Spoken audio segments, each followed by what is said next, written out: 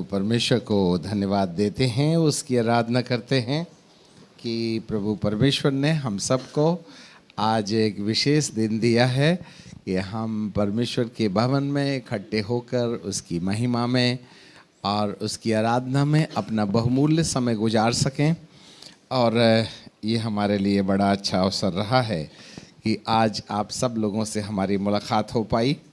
और क्योंकि जिन समयों में हम हैं उस समय प्रभु से उसके भक्तों के साथ मिलता रहना भी एक बड़ी अनमोल संपत्ति है, क्योंकि लिखा है भाई लोग आपस में मिले रहें, यह उस तेल के समान है जो हारून के सिर पर उंडेला गया।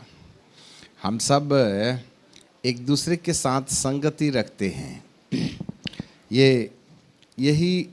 यही एक सिद्धांत है जहाँ पर प्रभु के भक्त एक दूसरे से मिलते हैं। धरती पर बहुत से विश्वास हैं, इष्ट हैं, ईश्वर हैं, सिद्धांत हैं और आध्यात्मिक और धार्मिक किताबें हैं जहाँ ऐसा कोई नियम नहीं है कि वे आपस में एक दूसरे से मुलाकात करें। परंतु प्रभु यीशु के शिष्यों को प्रभु ने एक बात कहा था कि वे एक दूसरे से मिलते रहें, क्योंकि बाइबल हमें बताती है कि इब्रानी की किताब और उसका यदि मैं आपके लिए पढ़ दूँ, ढूंढ निकालूँ तो 12वां अध्याय और उसका 14वां पद में ऐसे लिखा है, सबसे मेल मिलाप रखने और उस पवित्रता की खोज में जिसके बिना कोई प्रभु को कदापि न देख पाएगा। ध्यान से देखते रहो और कोई परमेश्वर के अनुग्रह से वंचित ना हो जाए। ध्यान से देखते रहो, ऐसा ना हो कि कोई परमेश्वर के अनुग्रह से वंचित रहे या कोई कड़वी जड़ फूट करके कष्ट देवे और उसके द्वारा बहुत से लोग अशुद्ध हो जाएं। इसलिए बाइबल कहती है कि प्रभु भक्तों को आपस में एक दूसरे से मिलते रहने से हम प्रभु के अनुग्रह को पा सकते हैं। और उस पवित्रता की खोज करो जिसके बिना प्रभु को कोई कदापि देख नहीं पाएगा। इसका मतलब है प्रभु को देखना, प्रभु से मिलना। हम कैसे मिले उससे? कहाँ मिलेगा वो? आखिर नहीं मिले तो क्या समस्या है, मिल गया तो क्या फायदा है?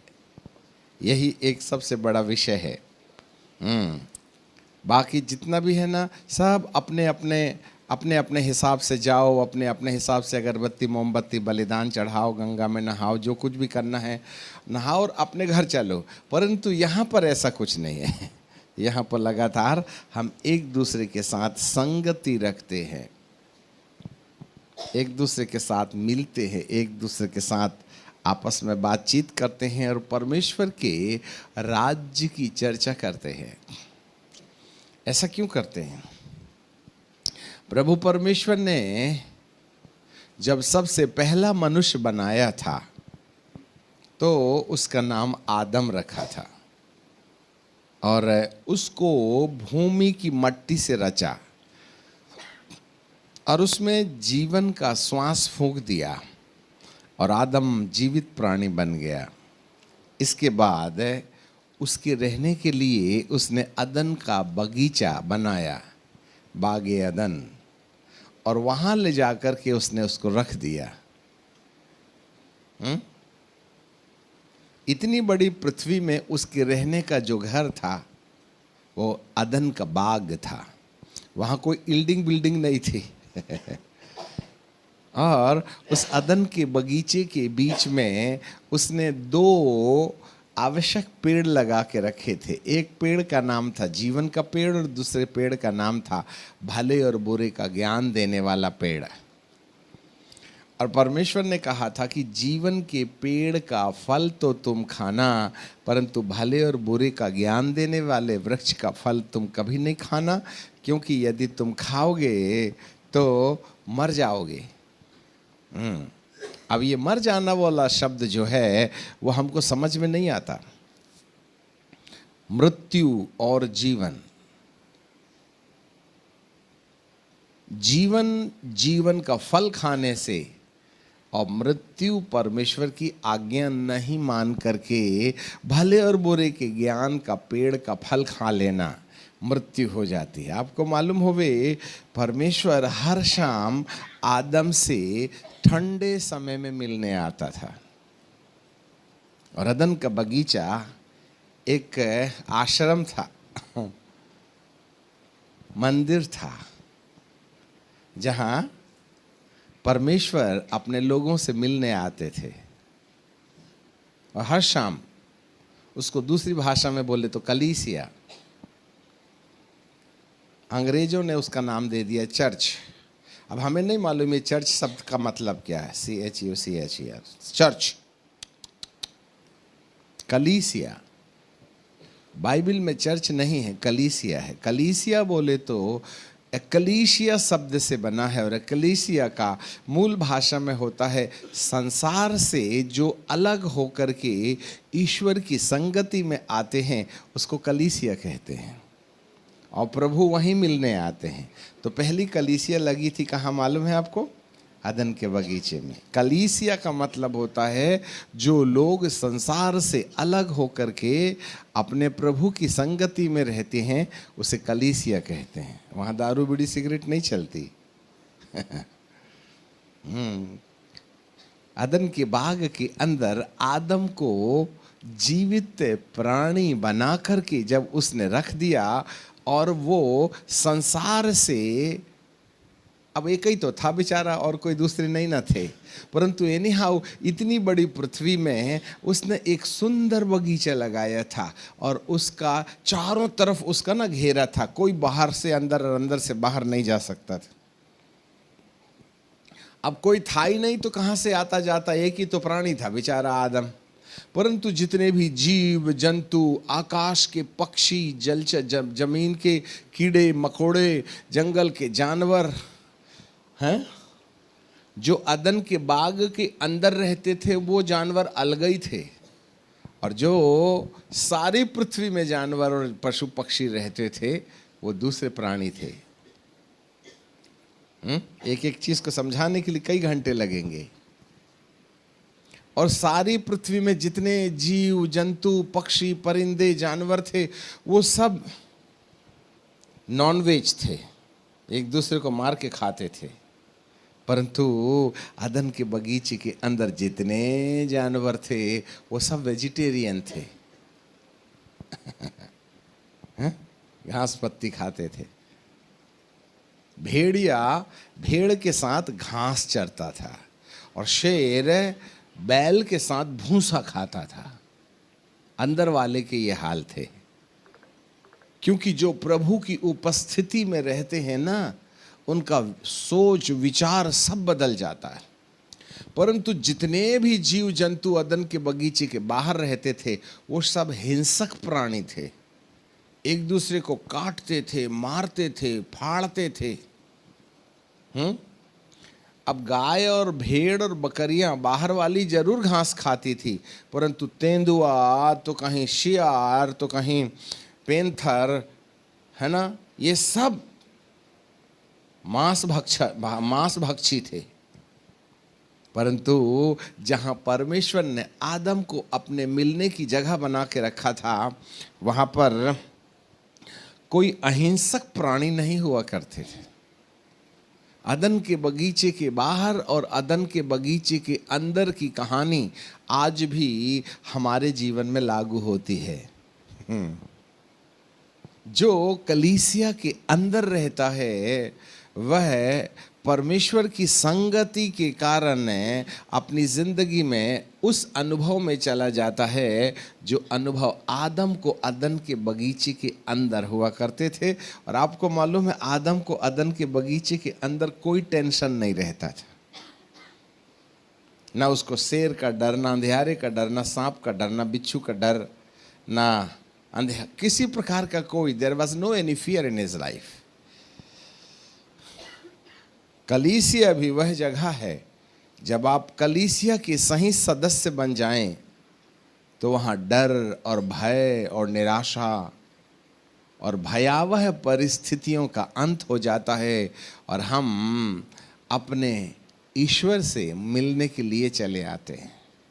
और ईश्वर की संगति, परमेश्वर की संगति हमारे हर व्यक्ति को, वस्तु को, स्थिति को जो उसकी अपनी है उसको बदल देती है। अच्छे से समझ लेना, ये घर नहीं है कलीसिया जहाँ पंखे चल रहे हैं, लाइट है। कलीसिया अलग किए हुए लोग हैं, उद्धार पाए लोग हैं, परमेश्वर की बुलाहट में चुन लिए गए लोग हैं। ध्यान से सुनो, बुलाया तो प्रभु ने सबको है, परंतु जो बुलाहट को स्वीकार करके उसकी पद्धति के अनुसार, उसके सिस्टम के अनुसार, उसके निर्देश के अनुसार, उसकी आज्ञा के अनुसार, उसकी रीति के अनुसार अपने आप को ढालना शुरू कर देते हैं, तो उनकी ज़िंदगी में एक नया ही प्रकार का अनुभव, जो हर मनुष्य को, जो धरती पर है उसमें से किसी भी मनुष्य को ऐसा वाला अनुभव ना होवेगा जो अनुभव प्रभु ने अपने भक्तों को, बुलाए हुए लोग जब चुनाहट में आ जाएं तो उनकी ज़िंदगी का तौर तरीका ही बदल जाता है।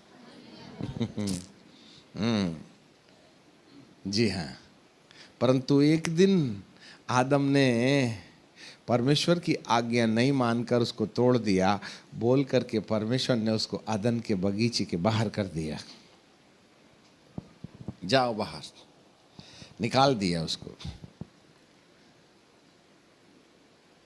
और जो अदन का बगीचा था, उत्पत्ति 3:24 में लिखा है कि वह आदम को उसने पूर्व दिशा के दरवाजे से बाहर निकाल के दरवाजे को बंद कर दिया कि अभी कोई नहीं आना। और वहाँ करूबों को नियुक्त कर दिया, बंद नहीं कर दिया उसने, करूबों को नियुक्त कर दिया, जिससे कि किसी भी इंसान को जो आदम और हव्वा के द्वारा अदन के बगीचे के बाहर पैदा होगा उसको अंदर नहीं आने देना, और अंदर आने की शर्त होगी। उसने बंद नहीं कर दिया, परंतु करूबों को नियुक्त कर दिया कि किसी भी मनुष्य को मेरी परमिशन के बिना, मेरी शर्त पूर्ण किए बिना उसको अदन के बगीचे के अंदर के सुख में प्रवेश नहीं करने देना, जब तक कि वो मेरी सलाह नहीं मानेगा। हालेलुया, समझ रहे हैं बात? यीशु यीशु तो भूत भी कहते हैं। हैं? जब यीशु नाव में बैठकर के गनेसरत की झील के उस पार गया तो कब्रिस्तान में एक आदमी था जिसके अंदर ढेर सारे भूत थे। हमारे पास तो एक ही दो रहते हैं, उसके पास 3000 थे, पूरी बटालियन थी। और वो नंगा रहता था और अपने बदन को अपने पत्थर से मारता था ऐसा। और जो उधर से गया ना तो उसको जैसा आया था वैसा नहीं भेजाता, तोड़ फोड़ के भेजता था। तो कोई उस रास्ते से जाता ही नहीं था। तो ऐसे समय में आपको मालूम होवे वहाँ प्रभु यीशु मसीह गए। और जब प्रभु यीशु मसीह गए तो प्रभु यीशु मसीह ने देखा तो वो दुष्ट आत्मा ग्रसित दौड़ करके आए, हे प्रभु, हे परमेश्वर के पुत्र, तू हमको समय से पहले नाश करने के लिए क्यों आ गया है, ऐसा बोला उसको। हालेलुया। समय से पहले नाश। तो दुष्ट आत्माओं को भी मालूम है कि यीशु मसीह परमेश्वर का पुत्र है और यही नाश करेगा, उनको मालूम, पर अपने को नहीं मालूम। बेचारे हमारे समान होते तनधारी तो कब से प्रभु को ग्रहण कर लेते, परंतु अपने को तो गंदा काम छोड़ा नहीं जाता है। अब वो बदल तो सकते नहीं, क्योंकि आत्माओं को पश्चाताप के कोई चांस नहीं है। हम शरीर में हैं इसलिए बदल लो भैया मरने से पहले, नहीं बदले तो दिक्कत हो जाएगी। जी हाँ। तो कई लोग, कई प्राणियां हैं जो प्रभु की स्तुति करते हैं, परंतु वे शर्त नहीं मान सकते। हमें प्रभु की शर्त को पूर्ण करे तो वो स्वर्गदूत हमको अदन के बगीचे के अंदर आने देगा। अदन के बगीचे के अंदर कोई बीमारी नहीं है, बीमारी बाहर है। अंदर ना पेट दर्द है, ना सिर दर्द है, ना कमर दर्द है, ना झगड़ा है, ना गुस्सा है, ना बैर है, ना विरोध है, ना डाह है, ना जलन है, ना शिकायत है ना गरीबी का कोई काम नहीं है अदन के बगीचे के अंदर। सारी गरीबी, सारी बीमारी अदन के बाग के बाहर है। तो हमारे मामा पापा हमको बाहर ही ना पैदा किए हैं, और इसके कारण से हमारे शरीर में पैदाइशी बीमारी होती है, इसलिए पल्स पोलियो पिलाते हैं, जिससे कि आगामी दिनों में बीमारी ना आवे है ना। बीमारी के पहले हम इंतजाम करते हैं। ये वैक्सीन भी तो उन्होंने ऐसे ही ना किए थे। जिनको कोरोना हो गया वो तो 90% निपट गए और जो बचे उनने वैक्सीन लगा लिए। तो जो वैक्सीन लगाया, तो जो कोरोना से नहीं मरा वो वैक्सीन से टपक रहा है मतलब तारीख आ गई। अभी हम अरुणाचल प्रदेश में थे, तो हम वहाँ गए तो पूरा 15 दिन एक दिन वहाँ थे। हमने बोला यहाँ कोरोना आया क्या? नहीं, बोले जंगल में कहाँ आएगा। हम कहे हद हो गई, पहाड़ों में चढ़ते नहीं बनता क्या उसको नहीं, बोले कोरोना गिरी ना, नहीं आया यहाँ। अच्छा, तो तुम में से कितने लोगों ने वैक्सीन नहीं लगाई? तो बोले हमने सबने लगवा लिए। अब बताओ, कोरोना आया ही नहीं और उन्होंने वैक्सीन लगवा लिए बताइए आप, है ना। एडवांस में प्री प्लान, एडवांस में अपन ने कितने लोगों ने वैक्सीन लगवा ली? हाथ उठाना। अरे बाप रे, सब निपट लिए कोई बात नहीं। तुमको मालूम है कोरोना से मरने वालों से ज्यादा कोरोना की दवाई खाने से मरे हैं लोग। और जिन लोगों ने वैक्सीन लगवा लिए हैं उनके अंदर में ग्राफीन ऑक्साइड नाम की दवाई आ गई है, जो एक ना एक दिन आपकी तारीख जल्दी ले आएगी टपकने की खुशी से तो लगवा लिए तुमने, परंतु आपको मालूम है अब डेट ऑफ बर्थ, तारीख जल्दी आएगी। इसलिए लोगों को या तो लकवा मार रहा है, या फिर उनको हाथ सूख जा रहा है, या फिर उनको गुस्सा आ रहा है, या लोग फांसी लगा रहे हैं, मर रहे हैं, या फिर हार्ट ब्लॉक हो जा रहा है, उनका अंदर का खून पूरा थक्का हो जाता है। जो नॉर्मल ब्लड हार्ट अटैक होता है उसमें पसीना छोड़ता है आदमी, चक्कर आते हैं, तो चांस रहता है अलार्म बचले नहीं तो आ गई तारीख। परंतु कोरोना की वैक्सीन लगाने के बाद में जिनको हार्ट अटैक आता है उसमें कोई लक्षण नहीं होते, खड़े धपाक, ना पसीना आवे ना चक्कर आवे, सीधे यही होता है नॉर्मल अटैक में और वैक्सीन के अटैक में, क्योंकि हार्ट के अंदर का पूरा की पूरा खून रबर जैसे जम जाता है, तो कहाँ से बहेगा बेचारा, इसलिए उसके कोई लक्षण नहीं है। सो आज हम आपकी छुटकारे के लिए भी प्रार्थना करेंगे। बीते दिनों में जब हम भोपाल में थे तो पवित्र आत्मा ने कहा ये जो वैक्सीन है इसके अंदर जो ग्राफीन ऑक्साइड डाली गई है, ये ग्राफीन ऑक्साइड सेल होता है ना, बैटरी सेल में वो काला कार्बन के साथ जो वाला केमिकल डालते हैं वो वाला केमिकल तुम्हारे अंदर डाल दिए हैं। कार्बन के अंदर ग्राफीन ऑक्साइड नाम का एक पदार्थ डाल देते हैं, बीच में एक काली कार्बन की प्लेट होती है और आजू बाजू जस्ता होता है। तो जब दोनों को टच करते हैं तो क्या होता है, इलेक्ट्रिक पैदा होती है, करंट पैदा होता है, जो कार्बन से जस्ते से लेकर के सेंटर में जाता है, कार्बन की बीच वाली प्लेट में, और वहाँ से लेकर के पॉजिटिव और नेगेटिव को जलाओ तो उसमें से पावर क्रिएट होता है। ग्राफीन ऑक्साइड जो है वह इलेक्ट्रिकल प्रभाव से प्रभावित होती है। ये एक धातु है, एक केमिकल है, और वो हमारे शरीर में डाल दिया गया है। यदि कोई व्यक्ति कोरोना से मरा, उसका खून ऐसा थक्का की थक्का निकाल के ऐसा बाजू में रखो, रबर जैसे खिंचाता है वो। उसके बाद में बाजू में मोबाइल डाल दो, तो मोबाइल में जैसे रेडिएशन होते हैं, उस रेडिएशन के हिसाब से वो खून जो मर गया है वो ऐसा ऐसा करके जंप करता है, ऐसा बंदर जैसे कूदता है ऐसा।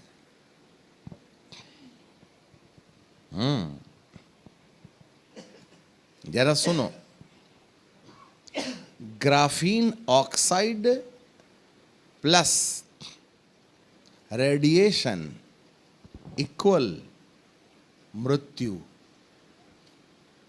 और हम सब मोबाइल पास में रखते हैं, और मोबाइल पास रखते हैं तो मोबाइल से क्या होता है, रेडिएशन निकलता है, तरंगें निकलती हैं, और वो हमारे शरीर को तकलीफ देती हैं। इसलिए जो बड़े बड़े टावर के पास रहते हैं वो तो सावधान ही रहना, और जिनने वैक्सीन लगा ली है ना, ये वाले मोबाइल को थोड़ा दूर ही रखना बदन से, नहीं तो जल्दी आएगी। ठीक है, अब क्या करें, ये जो सिस्टम है वो अंधकार की शक्ति के द्वारा बनाया गया है, जिसे गुप्त संस्था इल्यूमिनाटी कहते हैं, जिसका कोई हेड नहीं है, परंतु हर जगह उसके सदस्य रहते हैं।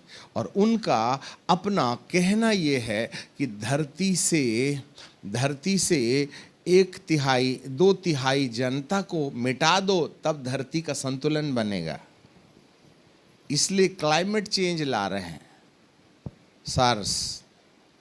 हवाई जहाज से ये धुआं छोड़ करके अब ऊपर से ग्राफीन ऑक्साइड डालना शुरू कर दिए हैं। इसलिए इन दिनों में जिनको खांसी हो गई तो दवाई से ठीक होती नहीं। कितने लोगों को खांसी हुई, खूब दवाई खाए फिर भी ठीक नहीं हुई। हाँ, अपन की खांसी हफ्ता 15 दिन में निकल जाती है, वो 20 दिन से महीना, और यदि जितना दवाई खाओगे उतना ही ज़्यादा खांसी आती है। जिस दिन बंद कर दोगे उसके 3 दिन बाद ठीक हो जाएगी वो। इसलिए जिसको खांसी हो जाए तो दवाई मत खाना, केवल अदरक खाना, अच्छी नहीं होने वाली है।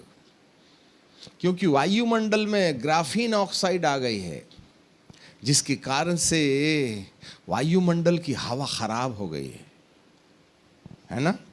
अच्छा एक बात बताओ, जी किसको वैक्सीन लगाए तो उन दिनों के बाद से दिमाग चिड़चिड़, गुस्सा गुस्सा, अकेला लगता है, और ऐसा लगता है अरे क्या अब तो जीने का ना कोई मजा ही नहीं है। बिल्कुल निराश डिप्रेशन लगता, काम करने का मन नहीं, कमाने का मन नहीं, बच्चों के अंदर प्यार नहीं, पत्नी बाल बच्चे किसी को देखने का मन नहीं होता, जबरदस्ती चपन घर में पड़े पीले हैं, है ना। ऐसे कुछ समझो, ऐसे कितने लोगों को अनुभव होता। हाथ उठा के दिखाओ। हाँ, है ना, मन नहीं लगता। हाँ, निराशा लगती। अब छुपाओगे तो समस्या नहीं ना जाएगी, बल्कि कल की तारीख आज आ जाएगी। इसलिए छुटकारा पा लेना, क्योंकि इनके पीछे दुष्ट आत्माओं का हमला है, इनके पीछे ख्रिस्त विरोधी आत्मा का दबाव है। अब तुमको मालूम नहीं है इसलिए झेल रहे हो आप, परंतु इकट्ठा जब आता है ना तो फिर संभलने का मौका नहीं देता। इसके पीछे मृत्यु की आत्मा है। कल हमारा बड़ा वाला बेटा बड़ी घबराहट में सुबह फ़ोन किया, पापा क्या बोले, तो बोले मैं थका था कल शाम को, तो ऐसे बाल बच्चे बैठ करके मेरा पैर दाब रहे थे, तो मैं बोला टाइम पास क्या करूं, तो मैंने ये मोबाइल में देखा तो पास्टर क्रिस, जो विश्व के सबसे प्रसिद्ध और जाने माने परमेश्वर के दास हैं, उन्होंने एक बात बताई और वो घबराहट भर रात भर नहीं सोया। उसने ये बताया कि अब धरती में 810 करोड़ लोग रहते हैं, 810 करोड़ लोग रहते हैं। और उन्होंने नाम नहीं बताया, परंतु इस धरती के अंदर मात्र 50 करोड़ लोग रहने के लिए योजना बनाई गई है। 750 करोड़ लोगों को मौत के घाट उतारने का इंतजाम हो गया है। इसलिए ये कोरोना तो वैक्सीन तो मौसम परिवर्तन तो ये कानून तो ये अमका और ढमका इसलिए लाया जा रहा है जिससे कि इस धरती के अंदर 750 करोड़ लोगों को बिना शिकायत हल्ला गुल्ला के मौत के घाट उतार दिया जाए। मात्र 50 करोड़ लोग धरती पर रहोगे तो धरती बैलेंस रहेगी और 50 करोड़ में हमारा तुम्हारा नंबर नहीं लगता। ये दुष्ट की योजना है।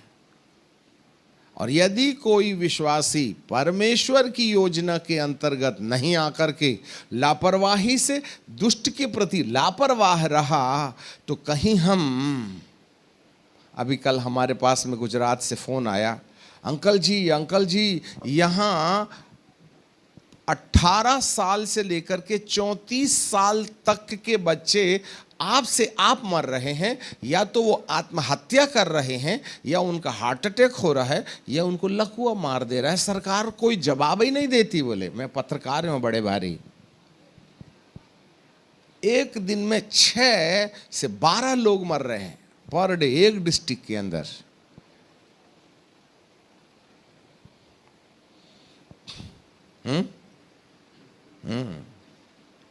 आप ऐसे दुष्ट संसार में रह रहे हैं। हम उद्धार की बात बता रहे हैं आपको। अब जिंदा ही नहीं रही है तो क्या भूत बन के प्रभु को ग्रहण कीजिएगा? इसलिए जीते जी समझ लेना हमारी जरूरत होती है। अभी तमिलनाडु में और गुजरात में आदिवासी बच्चों के अंदर एक वैक्सीन को टेस्ट किया गया। 30,000 8 साल से लेकर के 30 साल तक, 8 साल से लेकर के 13 साल के बच्चों को एक वैक्सीन लगाई जा रही है, लड़की लोगों को। तुम्हारे दिल्ली में बच्चों को 8 साल से लेकर 13 साल की लड़कियों को वैक्सीन लगाने का प्रोजेक्ट तो नहीं आया ना? किसी ने यहाँ तो शुरू नहीं आया। आएगा, चिंता मत करो, आएगा। पर लगवा मत लेना, तुम लगवा मत लेना, क्योंकि 8 साल से लेकर 13 साल 14 साल के बच्चे माँ बनने के गुणों को अपने अंदर पैदा करते हैं और उसी समय माँ बनने के गुणों के जो मादर का जो एग होता है, अंडा होता है ना, उसको जनरेट करने वाले अंगों को ये वैक्सीन के द्वारा मार डालेंगे, जिससे कि भविष्य में वो कभी माँ नहीं बन सकती, क्योंकि धरती से जनसंख्या कम करना है। इसलिए हर एक माता पिता कान धर के सुन ले, अपने स्कूल में गुरुजी को बोल देना, जब तक कि हमारे आदेश ना होगा हमारे बच्चों को किसी प्रकार की कोई वैक्सीन न लगाई जाए। नहीं तो भविष्य में वे शादी जरूर करेंगे परंतु माँ कभी नहीं बनेंगे, क्योंकि उनके एग प्रोसेस को, अंडे प्रोसेस को ख़त्म कर देंगे तो वो बांझ हो जाएंगी। इसलिए 8 साल से 14 साल क्यों भैया? तुमको इससे पहले और इसके बाद में क्या प्रॉब्लम है? नहीं बोले, यही उम्र में बच्चे माँ बनने के लिए तैयार होते हैं ना। उनके गुण इसी समय जवानी के आते हैं। आपको मालूम है किस दुनिया में आप आ गए? घोर अंधकार का साम्राज्य है। हम सब अदन के बगीचे के बाहर हैं। जी हाँ, हमारे बालाघाट में इधर 7 अक्टूबर नहीं, ये कौन सा है, 7 जनवरी फरवरी मार्च 7 मार्च को प्रोजेक्ट शुरू हुआ। 9 मार्च को हमारे बालाघाट के बच्चों को, इसको हमारे आश्रम में रहने वाले बच्चे लोग लगवा लिए, हमको पता भी नहीं चला। बालाघाट एक चौकीदार था, उसने अपने बच्चे, उसकी बच्ची को लगा दिए। सावधान, ये जबरदस्ती जो पानी आता है, इनको कैसे मालूम हो गया 3 दिन तक बरसात होगी? अरे फोन आया था क्या भगवान का? ये जब जहां वर्षा ला लेंगे, जहां ठंडी वर्षा लेंगे हैं। 1 जनवरी को इन लोगों ने भूकंप ला दिए, चाहे भूकंप ला लेंगे, ये तूफान ला लेंगे विज्ञान के द्वारा। तुम ऐसे नहीं मारोगे तो वैसे मारेंगे, ये जहर डाल देंगे। अभी तो सरकार जो है सब लोगों को बोल रही है कि सबको आजकल 5G टावर की 5G सिम मिलने लगी। उसका नाम ही है 5G, वो 5G सिम है बोले। अच्छा, परंतु 5G सिम के लिए 5G मोबाइल चाहिए। इसलिए अभी हमने एक न्यूज़ पढ़ा था, जो 5G मोबाइल चाहते हैं अपना पुराना वाला बेच दो, नया वाला फुकट में ले लो। क्योंकि जब तक हर एक व्यक्ति के अंदर 5G मोबाइल नहीं आएगा और टावर नहीं होगा, तब तक वन वर्ल्ड गवर्नमेंट के मंसूबे पूरे नहीं होंगे। और जैसे ही 5G का मोबाइल आपके हाथ में होगा और एक ही दिन में ऐसा करके वायरस डालेंगे, तो जिसने जिसने वैक्सीन लगा के रखा है, जिसके जिसके पास 5G टावर है, दनादन टपक टपक टपक टपक करके टपकना शुरू कर देंगे। जैसे आंधी में बेराम गिरते हैं ना, वैसा ही बिना कारण से टू डिपॉपुलेट। तो हमने बेटे से कहा, बेटा तेरा बाप 4 साल से चिल्ला रहा है, तेरे माथे में नहीं आई क्या? क्रिस की बात तुझे समझ में आती है? सुबह मैं बोला, इतनी सुबह सुबह क्या प्रॉब्लम हो गया? ये तो 8 बजे उठने वाला 6 बजे काहे खड़खड़ा रहा है? रात भर नींद नहीं आई। पापा क्रिस जी बोल रहे हैं 750 करोड़ की मौत आने वाले 2027 के भीतर तय है, और नहीं तो 30 तक ये एजेंडा पूरा करेंगे। ठहर तो जाओ अभी, इसके बाद में इनको तो पता लगा था होली के बाद में कोरोना आएगा। अब बताओ, इनको फोन आ गया कोरोना महाशय का। पियो बीड़ी दारू सिगरेट, अपना क्या जाता है भैया? यदि कोई अदन के बगीचे के बाहर रहेगा तो तकलीफ में है, इसलिए अंदर आ जाओ, उसी को कलीसिया कहते हैं। और किसी को भी अदन के बगीचे के अंदर आने नहीं दिया जाएगा। उसकी शर्त जो पूर्ण करेगा, उसकी शर्त को मानने वाले ही अपने प्राणों की रक्षा करेंगे। इसलिए प्रभु यीशु मसीह ने कहा था, यह लूका की किताब के 21 अध्याय के 37वें पद में, जागते रहो और प्रार्थना करते रहो, तुम्हारा मन जीवन की चिंताओं और खुमार से मतवालापन न हो जाए, वरन जागते रहो, प्रार्थना करते रहो कि तुम आने वाली विपत्ति से बचने और मनुष्य के पुत्र के सामने खड़े रहने के योग्य बनो। 2 चीज हैं, आने वाली विपत्ति से बचना, और जरा पढ़ लो बेटा 21 अध्याय 34 पद पढ़ो जिसके पास में है।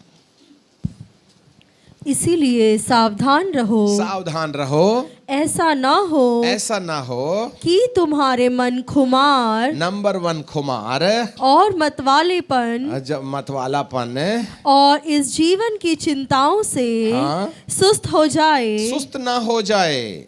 फिर आगे, और वह दिन तुम पर फंदे के समान अचानक आ पड़े। आगे, क्योंकि वह सारी पृथ्वी के सब रहने वालों पर इसी प्रकार आ पड़ेगा।